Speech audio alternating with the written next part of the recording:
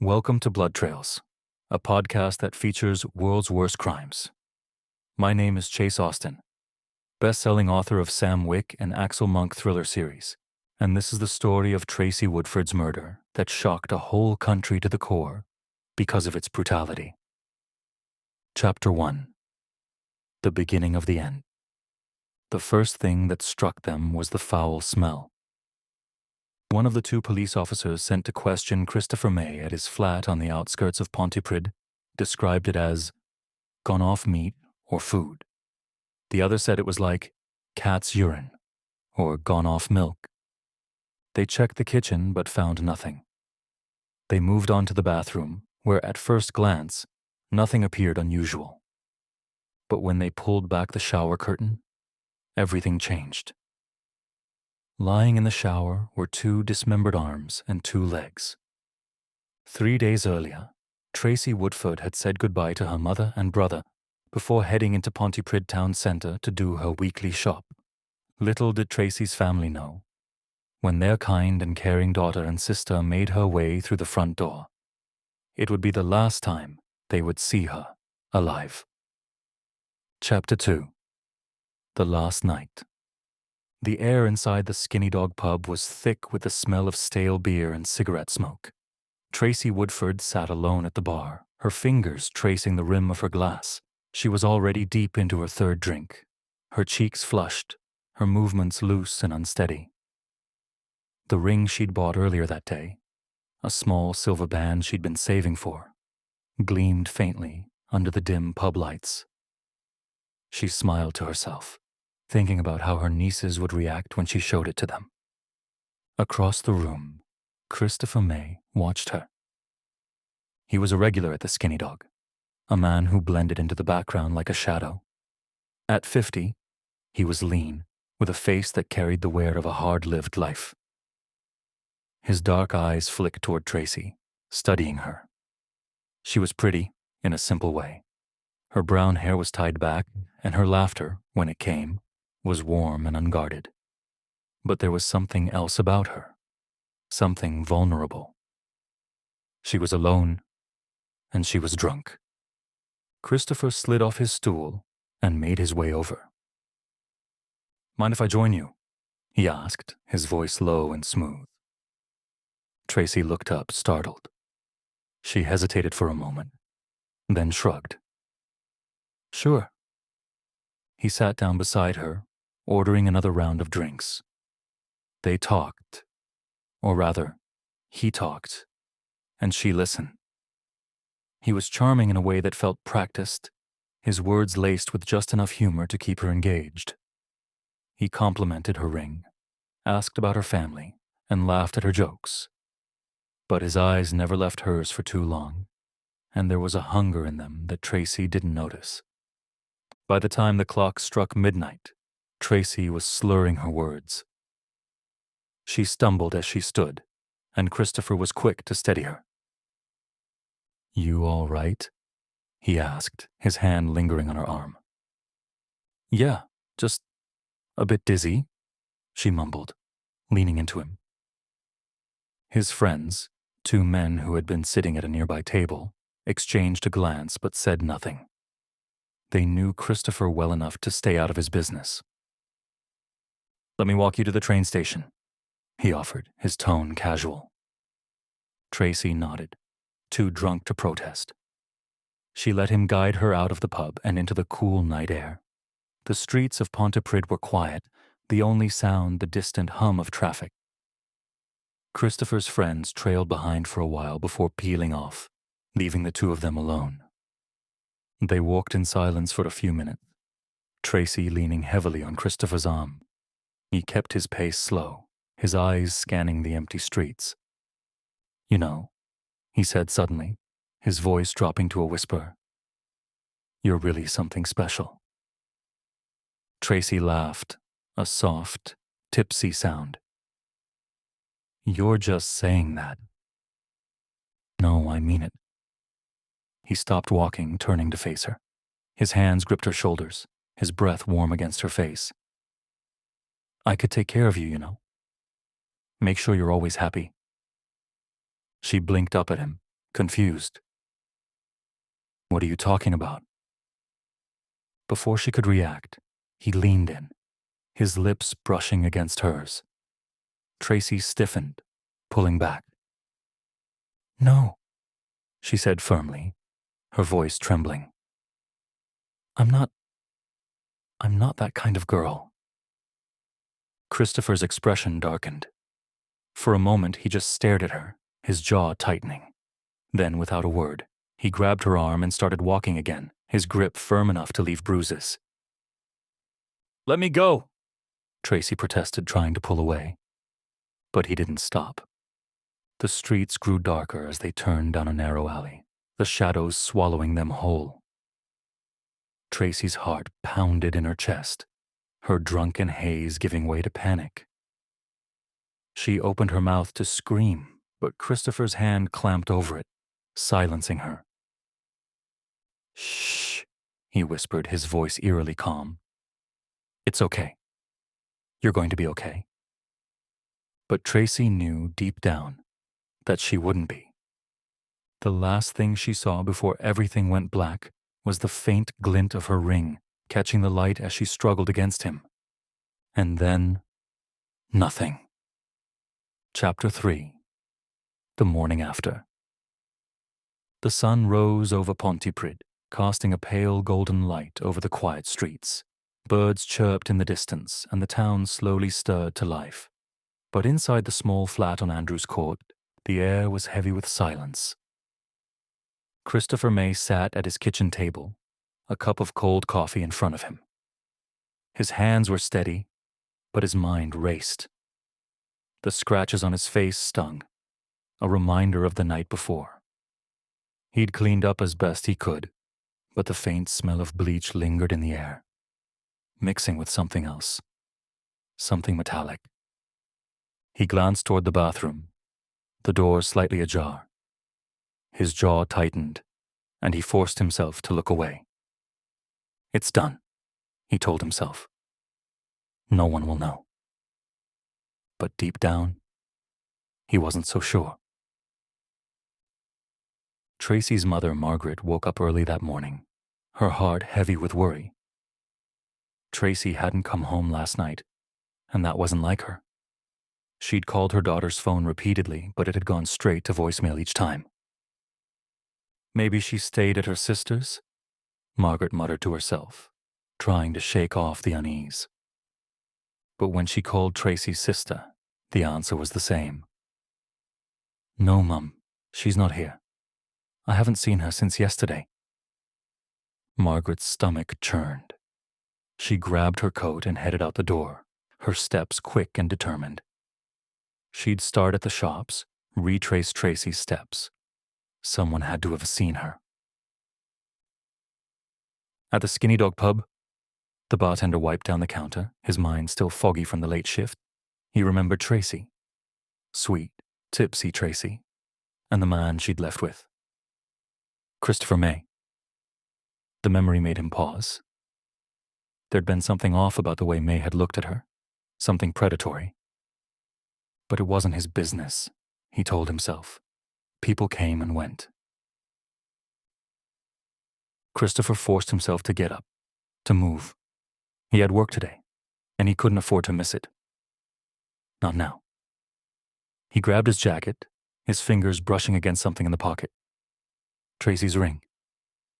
He pulled it out, staring at it for a moment before shoving it back in. Keep it together, he thought.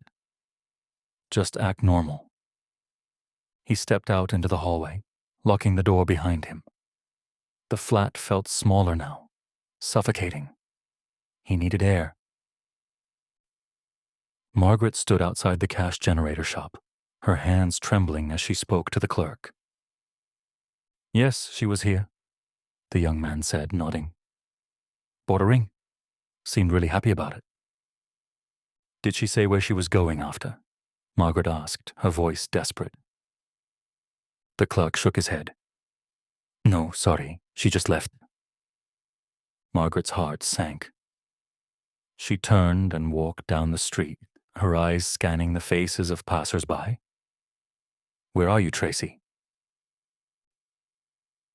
Christopher arrived at the steakhouse, his head down as he clocked in. His co-workers glanced at him, their eyes lingering on the scratches on his face. "Rough night?" one of them joked. Christopher forced a laugh. "You could say that." He kept to himself, scrubbing dishes with mechanical precision. But his mind kept drifting back to the flat, to the bathroom. He could still see it, the blood, the way the light had reflected off the tiles. "Stop it," he told himself. "Just focus." But the images wouldn't leave him. By midday, Margaret had reached the Skinny Dog pub. She stepped inside, the smell of alcohol hitting her like a wall. The bartender looked up, his expression shifting when he saw her. "Have you seen my daughter?" she asked, her voice breaking. "Tracy Woodford. She was here last night." The bartender hesitated, his eyes darting toward the door. "Yeah, she was here. Left with a guy. Christopher May." Margaret's blood ran cold. "Do you know where he lives?" The bartender shook his head. "No, but he's a regular. Comes in most nights." Margaret thanked him and left, her mind racing. She needed to find this Christopher May. Back at the flat, Christopher returned from work, his nerves frayed. He unlocked the door, stepping inside. The smell hit him immediately, stronger now. He gagged, covering his mouth with his hand. "You need to fix this," he thought, "before someone finds out." He grabbed a trash bag from the kitchen and headed toward the bathroom. The door creaked as he pushed it open, the sight inside making his stomach churn. But he didn't have a choice. He had to finish what he'd started. That evening, Margaret stood outside the police station, her hands clenched into fists. She took a deep breath and walked inside. "I need to report a missing person," she said, her voice steady despite the tears in her eyes. "My daughter, Tracy Woodford. She's been gone since last night." The officer behind the desk nodded, pulling out a form. "We'll do everything we can to find her." But as Margaret gave the details, Tracy's description, the ring she'd bought, the man she'd left with, she couldn't shake the feeling that something was terribly wrong. And she was right. Christopher sat in his flat, the trash bag at his feet. He stared at the wall, his mind blank. "You're safe," he told himself. "No one knows." But the scratches on his face burned, and the smell of bleach couldn't quite mask the truth. Somewhere, deep in the shadows of Pontypridd, Tracy's story was far from over. Chapter 4. The Discovery. The flat on Andrews Court was quiet, save for the faint hum of the refrigerator. Christopher May sat on the edge of his couch, his hands clasped tightly together. The trash bag was gone, but the weight of what it had contained still pressed down on him. He'd done what he had to do. Cleaned up, disposed of the evidence. But the smell lingered. A sickly sweet stench that seemed to seep into the walls. He glanced at the clock. It was nearly midnight. He should have been at the Skinny Dog by now, nursing a pint and pretending everything was normal. But he couldn't bring himself to leave the flat. Not tonight. His mind raced, replaying the events of the past 24 hours. Tracy's face, her protests, the way she'd fought him. He shook his head, trying to push the memories away. "It's over," he told himself. "Just keep it together." But deep down, he knew it wasn't over. Not yet. At the police station, officers were already working on Tracy's case. Margaret's report had set things in motion, and CCTV footage from the Skinny Dog pub had given them a lead. "This is the guy she left with," one of the officers said, pointing to the grainy image on the screen. "Christopher May. Local. Lives on Andrews Court." The sergeant nodded, his expression grim. Let's pay him a visit. Christopher heard the knock on the door and froze. His heart pounded in his chest, his palms slick with sweat. He glanced around the flat, his eyes landing on the bathroom door. It was closed, but he could still see it in his mind. The blood, the mess he'd tried so hard to clean up. The knock came again, louder this time. Christopher May? A voice called from the other side. This is the police. We'd like to ask you a few questions. Christopher swallowed hard, forcing himself to stand. He wiped his hands on his jeans and walked to the door, his steps slow and deliberate. Stay calm, he told himself. Just stay calm. He opened the door, his face a mask of indifference.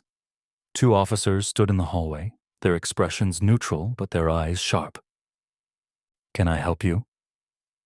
Christopher asked, his voice steady. We're looking into the disappearance of Tracy Woodford, one of the officers said. We understand you were with her last night. Christopher nodded, his mind racing. Yeah, I was. We had a few drinks at the Skinny Dog. I walked her to the train station, but she decided to go home on her own. That's the last I saw of her. The officers exchanged a glance. Mind if we come in? Christopher hesitated, his stomach twisting, but he knew refusing would only make him look guilty.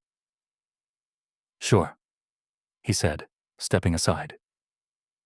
The officers stepped into the flat, their eyes scanning the room. The smell hit them immediately, and one of them wrinkled his nose. What's that smell? The sergeant asked, his tone casual but his eyes narrowing. Christopher shrugged. I had a bit of a spill earlier. Cleaning products. The sergeant nodded, but his gaze lingered on Christopher's face, on the scratches that stood out against his pale skin. What happened there? He asked, pointing to the marks. Christopher touched his face, feigning surprise. Oh, that? My cat. She's a bit feisty. The sergeant didn't respond, but his expression said enough. He turned to his partner. Check the bathroom. Christopher's heart skipped a beat. There's nothing in there, he said quickly, his voice rising. Just personal stuff. The officer ignored him, walking toward the bathroom door. Christopher's hands clenched into fists, his nails digging into his palms. Stay calm, he told himself. They won't find anything. But he wasn't so sure.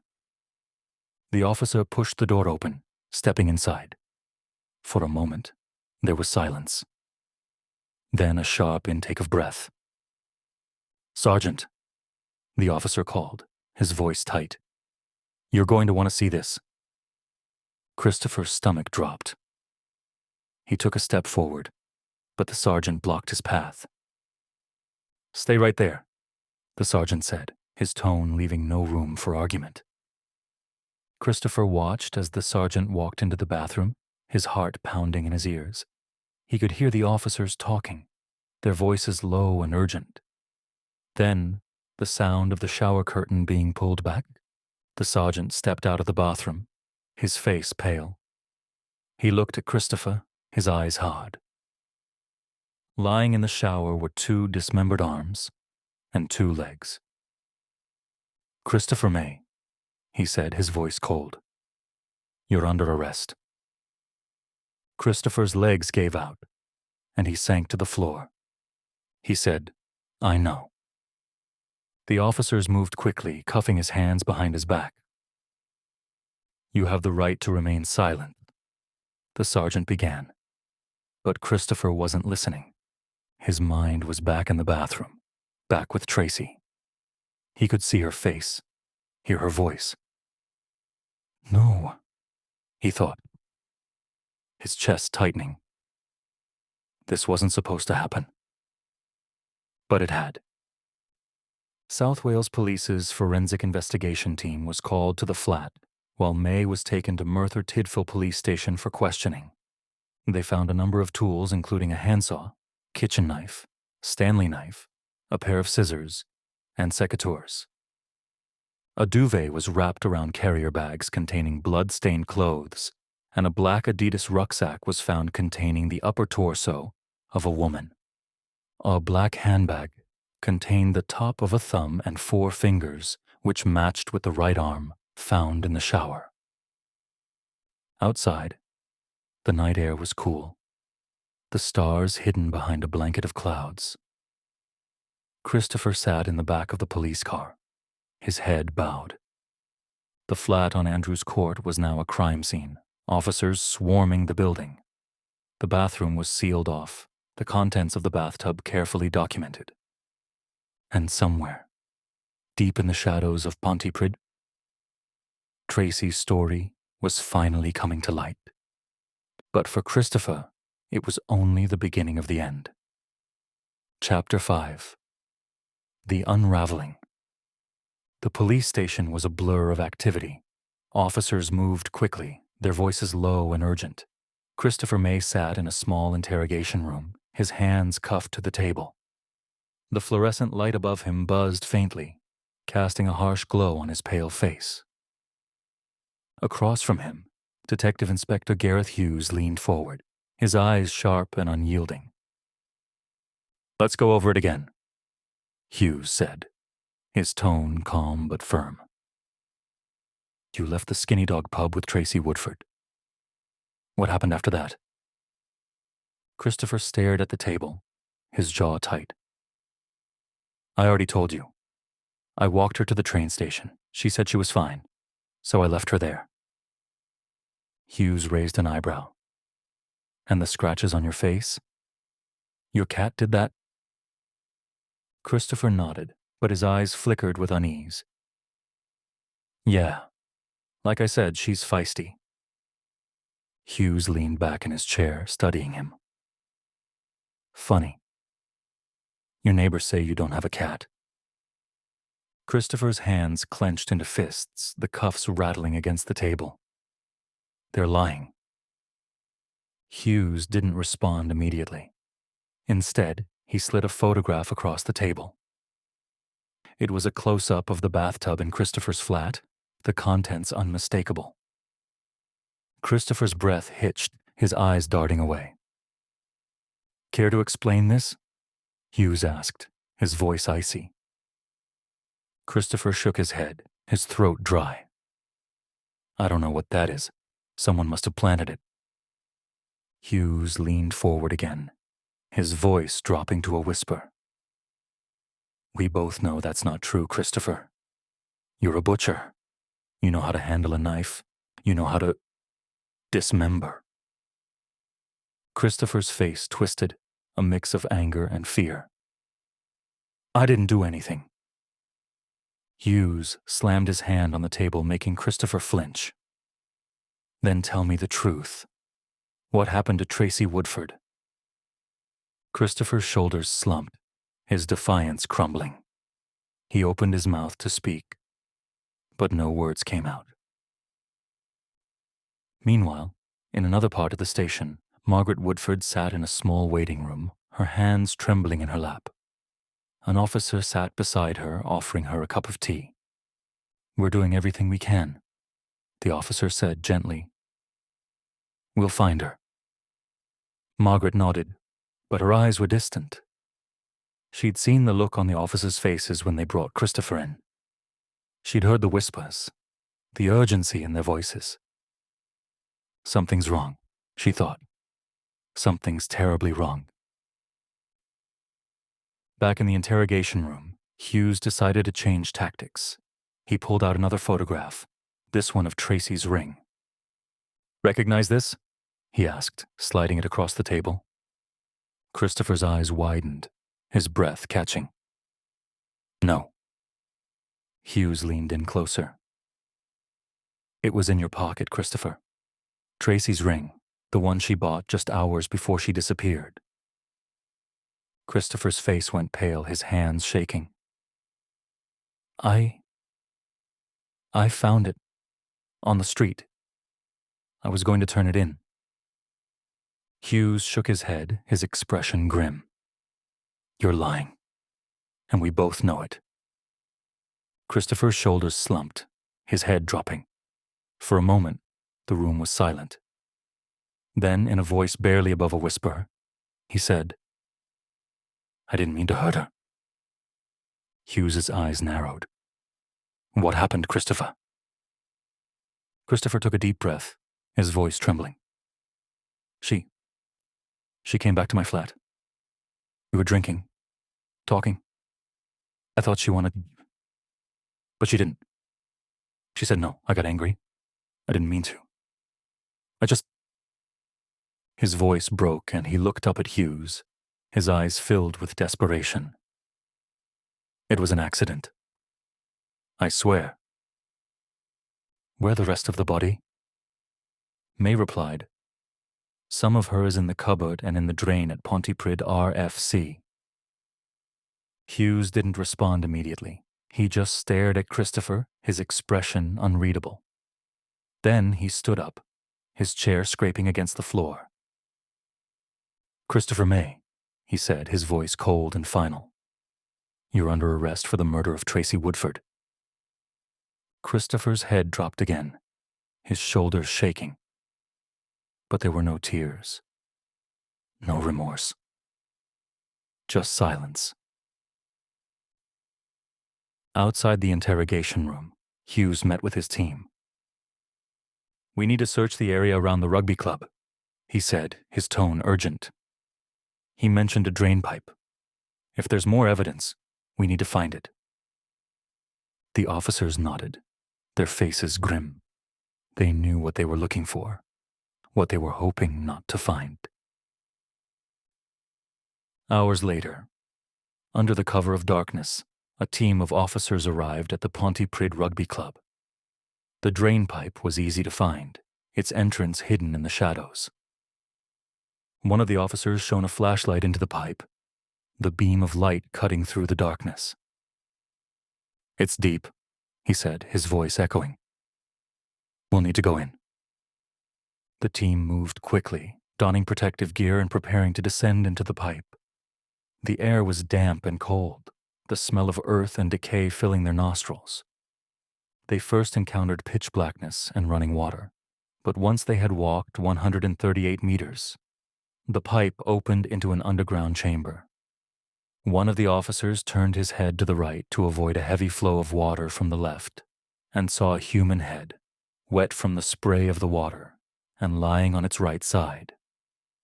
There were slash marks across the face and bruising. On a ledge a meter or so from the bottom of the chamber, there was an Iceland carrier bag containing a lower torso.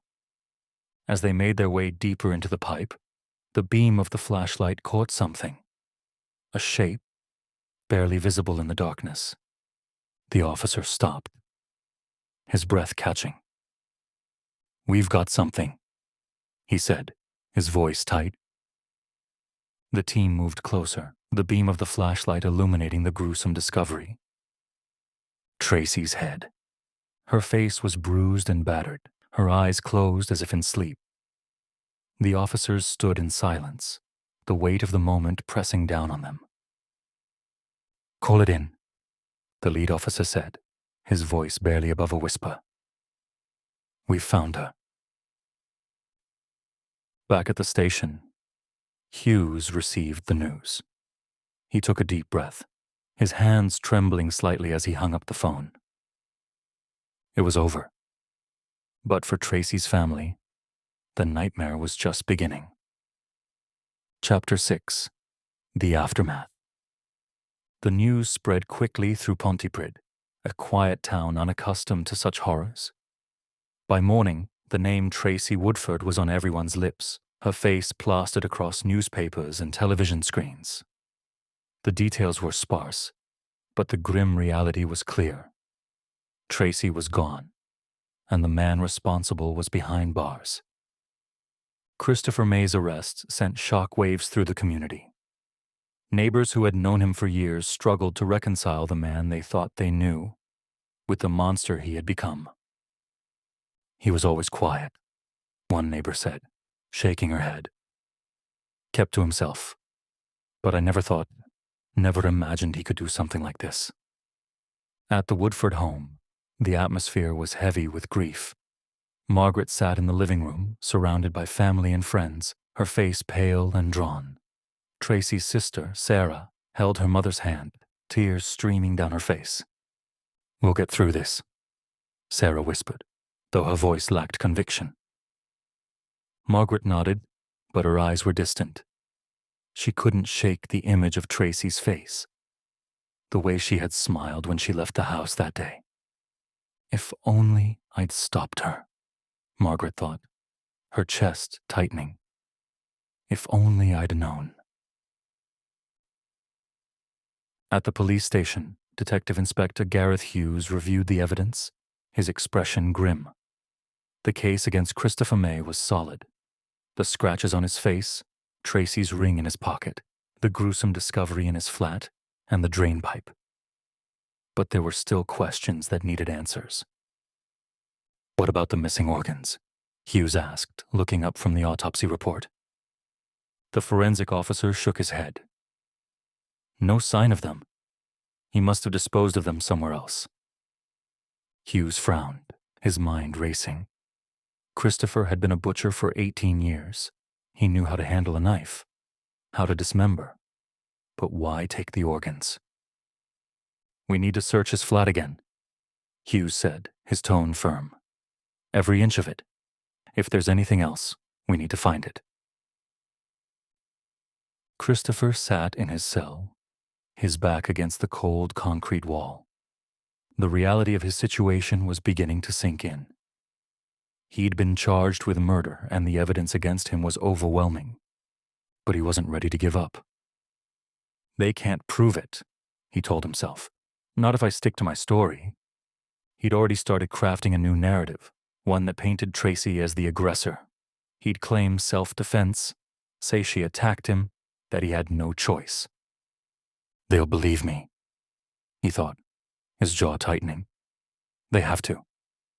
But deep down, he knew the truth, and it terrified him.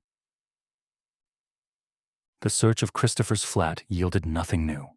The officers combed through every room, every drawer, every inch of space. But there was no sign of the missing organs, no clue as to where they might be. Hughes stood in the bathroom, his eyes scanning the tiles. The blood had been cleaned up, but the faint smell of bleach still lingered. "Where did you put them, Christopher?" Hughes muttered, his voice low. He stepped out of the bathroom, his mind racing. There had to be something they were missing.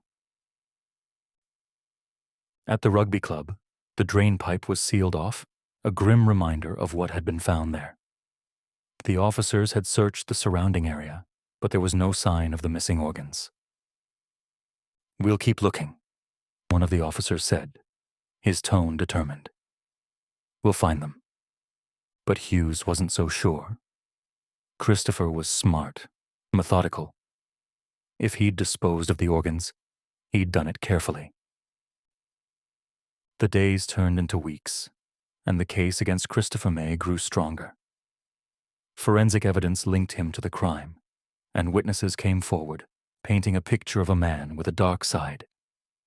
But for Tracy's family, the pain was far from over. At her funeral, the church was packed, the air thick with grief. Margaret sat in the front row, her hands clasped tightly in her lap. She stared at the coffin, her heart breaking with every breath. "My baby," she thought, tears streaming down her face. "My sweet, sweet girl." Sarah sat beside her, her arm around her mother's shoulders. She wanted to be strong, to be the rock her mother needed. But inside, she was falling apart. The service was a blur of words and tears, of memories and regrets. When it was over, Margaret stood at the graveside, her hand resting on the coffin. "I'll find out the truth," she whispered, her voice trembling. I promise.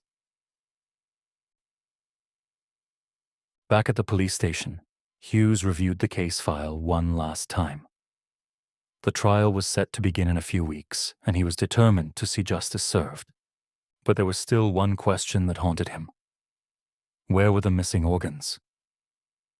He picked up the phone, dialing the forensic lab. Anything new? He asked, his tone hopeful. The voice on the other end was apologetic. Nothing yet, but we're still looking. Hughes sighed, hanging up the phone. He leaned back in his chair, his mind racing. Where are they, Christopher? He thought, his jaw tightening. What did you do with them? But for now, the answer remained out of reach. In his cell, Christopher sat in silence, his mind a whirlwind of thoughts. The trial was coming, and he knew he had to be ready. Stick to the story, he told himself. They can't prove anything. But deep down, he knew the truth, and it was only a matter of time before everyone else did too. Chapter 7. The Trial. The courtroom was packed, every seat filled with onlookers eager to witness the trial of Christopher May. The air was thick with tension, the weight of the case pressing down on everyone present. Margaret Woodford sat in the front row, her hands clasped tightly in her lap. Beside her, Sarah held her mother's hand, her face pale but determined. Christopher sat at the defense table, his expression blank. He wore a suit, his hair neatly combed. His lawyer, a sharp-eyed man named David Ellis, leaned over to whisper something in his ear. Christopher nodded, but his eyes remained fixed on the table in front of him. The prosecution team, led by barrister Emily Carter, was ready. They had spent weeks preparing, gathering evidence, and interviewing witnesses. They were determined to see Christopher convicted, to bring justice for Tracy. The judge entered the room, and everyone rose to their feet. The trial was about to begin. Emily Carter stood before the jury, her voice calm but firm. Ladies and gentlemen of the jury, she began. This is a case about betrayal, about violence, and about the brutal murder of an innocent woman. Tracy Woodford was a kind, loving person. She was a daughter, a sister, a friend. And her life was taken from her in the most horrific way imaginable. She paused, letting her words sink in. The evidence will show that Christopher May lured Tracy back to his flat under false pretenses, that he attacked her when she refused his advances, that he strangled her to death, and then dismembered her body, using skills he learned as a butcher to hide his crime. The jury listened intently, their faces grim. But this case is not just about what Christopher May did, Carter continued. It's about who he is. A man with a history of violence. A man who has shown no remorse for his actions. A man who deserves to be held accountable for what he has done. She turned, pointing at Christopher. By the end of this trial, you will see the truth, and you will know, beyond a shadow of a doubt, that Christopher May is guilty of murder. David Ellis stood next, his demeanor calm and collected. Ladies and gentlemen, he began. My client, Christopher May, is not the monster the prosecution has made him out to be. He is a man who made a terrible mistake, a man who acted in self-defense. He walked over to the jury, his tone persuasive. The evidence will show that Tracy Woodford was not the innocent victim the prosecution claims. That she was, in fact, the aggressor. That she attacked Christopher in his own home, and that he was forced to defend himself. He paused, letting his words hang in the air. Christopher May is not a murderer. He is a man who acted out of fear, out of desperation, and he deserves your understanding, your compassion. The jury watched him closely, their expressions unreadable. Voice. The first witness was called the bartender from the Skinny Dog pub. Can you describe what happened the night Tracy Woodford was last seen? Carter asked. The bartender nodded, his voice steady. She was sitting alone at the bar. Christopher May approached her, started talking to her. They left together around midnight. Did you notice anything unusual about their interaction? The bartender hesitated. He was persistent. She seemed uncomfortable, but she was also pretty drunk. I didn't think much of it at the time. Carter nodded, her expression grim. Thank you. Ellis stood for the cross-examination. Did you see Christopher May force Tracy Woodford to leave with him? The bartender shook his head. No. Did you see him threaten her in any way? No. So it's possible she went with him willingly?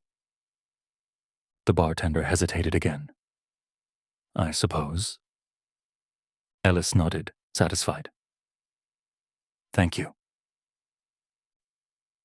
The next witness was Margaret Woodford. She took the stand, her hands trembling as she clasped them together. Can you tell us about your daughter, Tracy? Carter asked gently. Margaret nodded, her voice breaking. She was the sweetest girl. Kind. Loving. She would do anything for her family. When was the last time you saw her? The morning of April 21st, Margaret said, tears streaming down her face. She left to go shopping. She was so excited about buying that ring, she never came home. Carter's expression softened. Thank you, Mrs. Woodford. Ellis stood for the cross-examination, but his tone was respectful. Mrs. Woodford, did Tracy ever struggle with depression? Margaret hesitated, then nodded. Yes. But she was doing better. She was happy. Did she ever act impulsively? Make decisions without thinking them through? Margaret's eyes narrowed. What are you trying to say? Ellis held up his hands. Just trying to understand, Mrs. Woodford. Thank you. The trial continued, each witness adding another piece to the puzzle. The forensic team testified about the evidence found in Christopher's flat, the gruesome discovery in the drainpipe. The officers who had arrested Christopher described his demeanor, the scratches on his face, the smell of bleach in his flat. But the most damning testimony came from Christopher himself. He took the stand, his voice calm but his hands trembling slightly.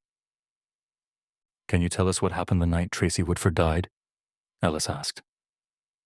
Christopher nodded, his eyes downcast. We were drinking in my flat. She came onto me. I told her no, but she wouldn't stop. She got angry, started hitting me. I tried to push her away, but she kept coming at me. I panicked. I didn't mean to hurt her. The courtroom was silent, the weight of his words pressing down on everyone present. Carter stood for the cross-examination, her eyes blazing. You claim Tracy Woodford attacked you, yet the evidence shows that you strangled her, dismembered her body, and disposed of her remains. Does that sound like self-defense to you? Christopher hesitated, his jaw tightening. I didn't know what I was doing. I was scared. Carter leaned in closer, her voice cold. You were scared, or you were angry. Angry that she rejected you? Angry that she said no? Christopher's face flushed, but he didn't respond. Carter turned to the jury. This man is not a victim. He is a predator, and he deserves to be held accountable for his actions. The trial lasted for days, each side presenting their case with passion and determination. But in the end, it was the evidence that spoke the loudest. The jury deliberated for less than an hour before reaching a verdict. Christopher May was found guilty of murder. The courtroom erupted in a mix of gasps and murmurs. Margaret Woodford buried her face in her hands, her shoulders shaking with sobs. Sarah held her mother tightly, tears streaming down her face. Christopher sat motionless, his expression blank. The judge sentenced him to 28 years in prison, his voice cold and final. "You took the life of an innocent woman," the judge said, his eyes locked on Christopher. "And for that, you will pay." Christopher was led out of the courtroom, his head bowed.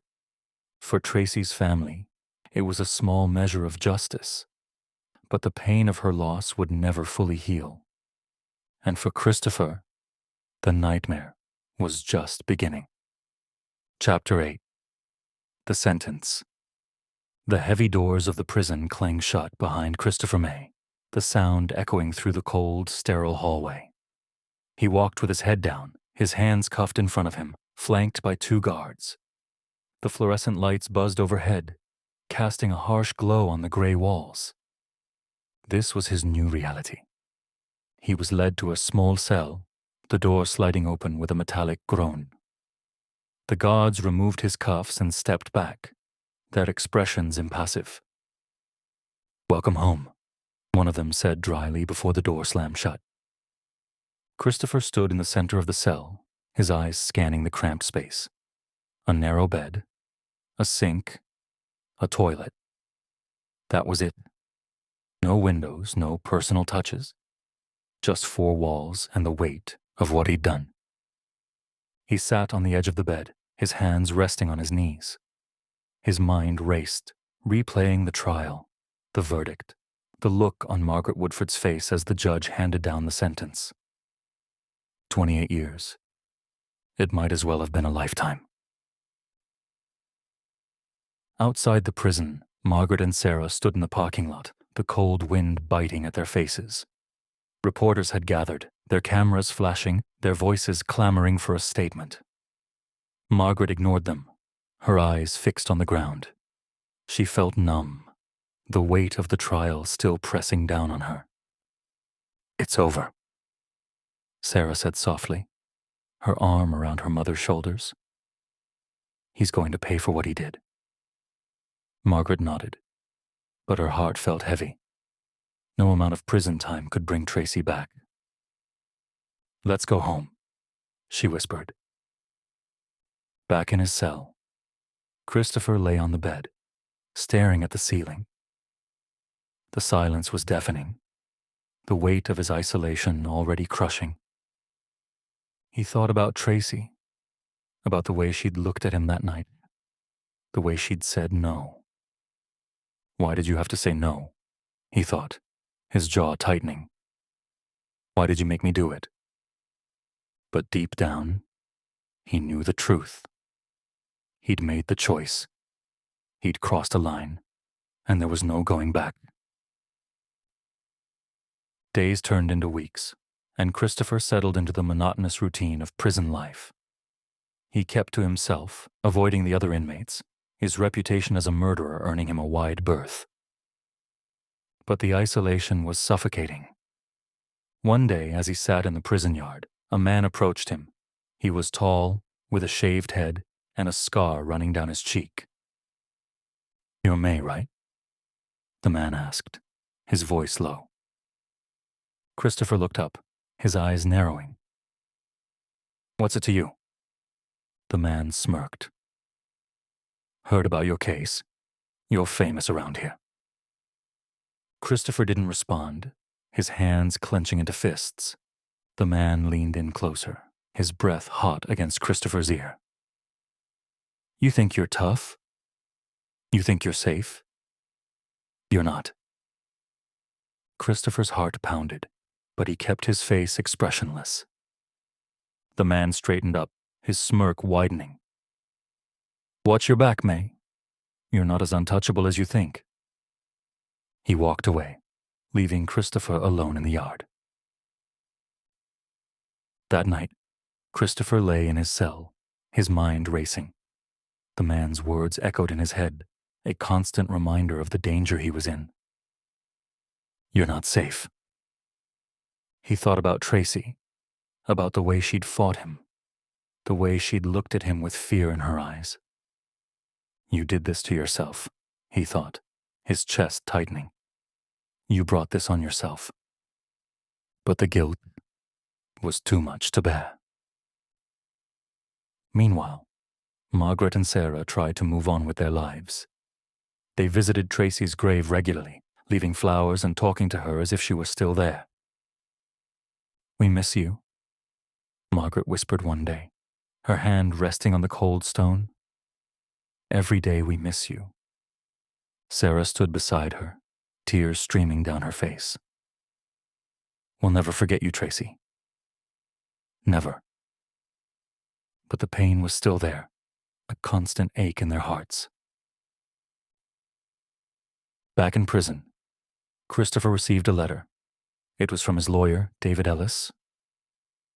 "Christopher," the letter began, "I've been reviewing your case. There may be grounds for an appeal.